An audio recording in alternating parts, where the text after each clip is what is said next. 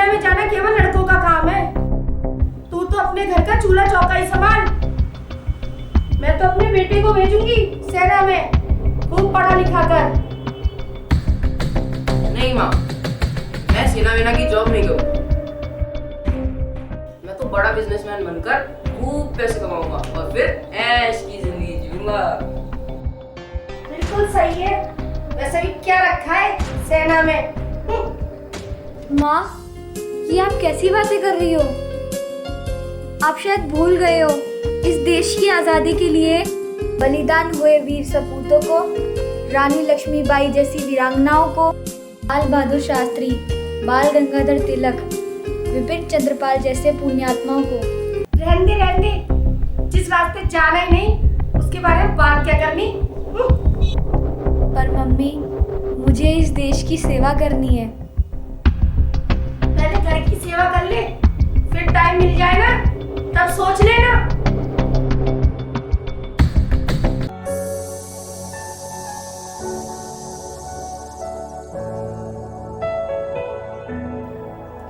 और बच्चों, कैसी चल रही है तुम्हारी पढ़ाई? पापा एकदम बढ़िया। पापा, आपसे एक सवाल पूछना था। हाँ पूछो बेटा। पापा, हमारी मां ना होने के बावजूद भी आपने हमारी परवरिश में कोई कमी नहीं छोड़ी। आपने हम भाई बहन में कोई भेदभाव नहीं किया। तो फिर पड़ोस वाली आंटी अपने बेटा बेटी में फर्क क्यों करती है? और हाँ पापा, उनकी बेटी सेना में जाना चाहती है पर आंटी उनको भेज नहीं रही।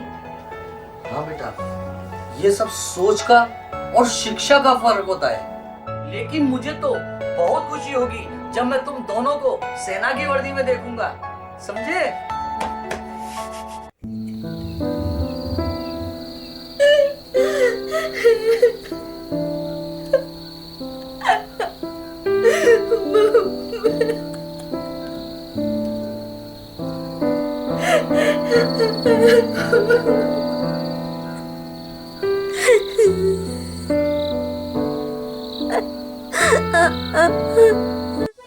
मम्मी, मुझे पढ़ाई के लिए अमेरिका से स्कॉलरशिप मिल गई है। अरे वाह बेटा, मौज कर दी तूने तो। अपने परिवार का नाम रोशन कर दिया तूने तो। अब आज तो पार्टी होनी चाहिए घर में। वैसा तो आप करते रहना। मैं तो बस इतना बताने आया हूँ कि मैं कभी भी इंडिया वापस लौटकर नहीं आने वाला हूँ। ये कैसी बातें कर रहा है बेटा? वहीं पढ़ाई करके मैं वहीं अपना बिजनेस सेटल करूंगा और बड़ा होकर वहीं शादी करके वहीं रहूंगा। मैं किसके सहारे जीऊंगी? वो सब मुझे नहीं पता, आप देख लेना अपने हिसाब से।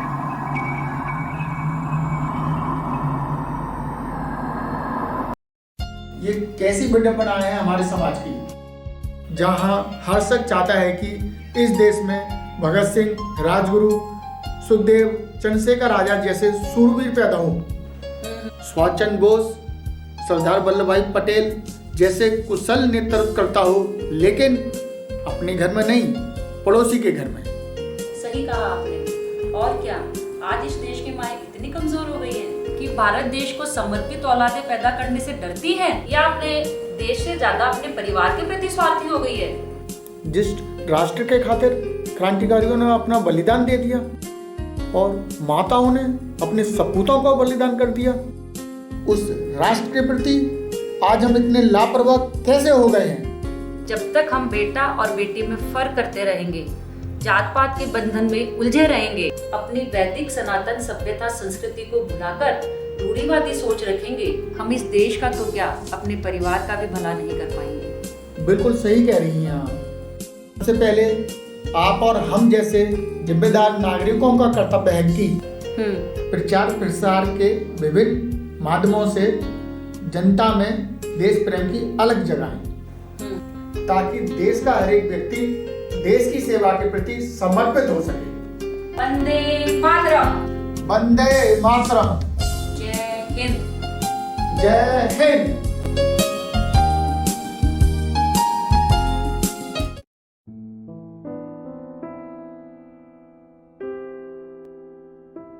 हाय, कितनी गलत सोच थी मेरी, जो मैं बेटा और बेटी में फर्क करती रही। जिस बेटे को इतना चाहा, वे आज मुझे छोड़कर जाने की बात कर रहा है, और जिस बेटी का मैंने इतना अनादर किया, वे अपने देश की सेवा के सपने को मन ही मन मार कर घर के सारे काम करते हुए भी सिर्फ मेरे सम्मान के लिए चुप है।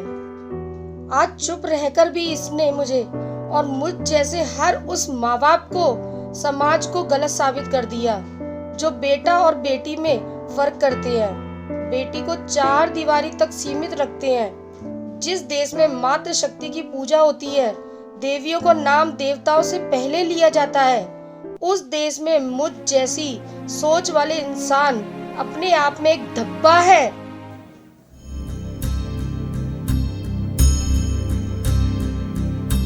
मम्मी, आप यहाँ?